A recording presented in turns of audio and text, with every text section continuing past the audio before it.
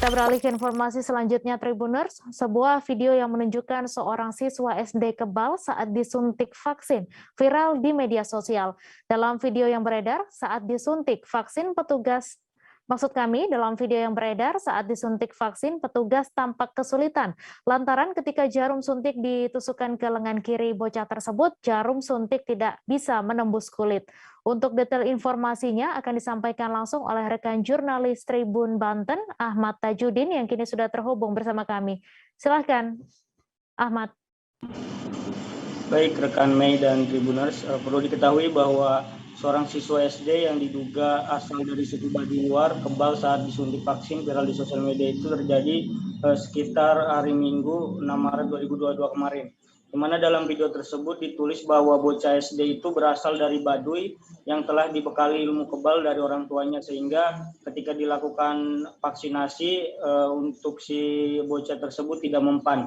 Namun ketika tribunbanten.com mencoba mengkonfirmasi video tersebut kepada Kepala Dinas Kesehatan Provinsi Banten, di mana Kepala Dinas Kesehatan Provinsi Banten, Ibu Ati sendiri mengatakan bahwa peristiwa itu tidak dilakukan oleh Dinkes Provinsi Banten.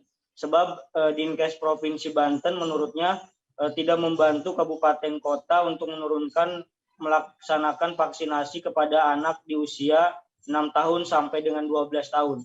Bahkan untuk Dinas Kesehatan Kabupaten Lebak juga mengatakan bahwa tidak ada vaksinasi yang dilakukan di sekolah untuk masyarakat Baduy.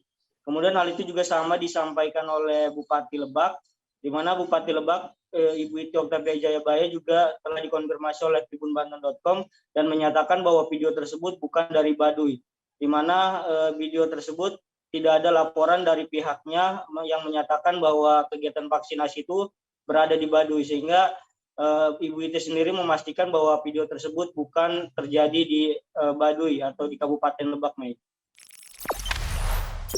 Jangan lupa subscribe, share, komen, dan like ya.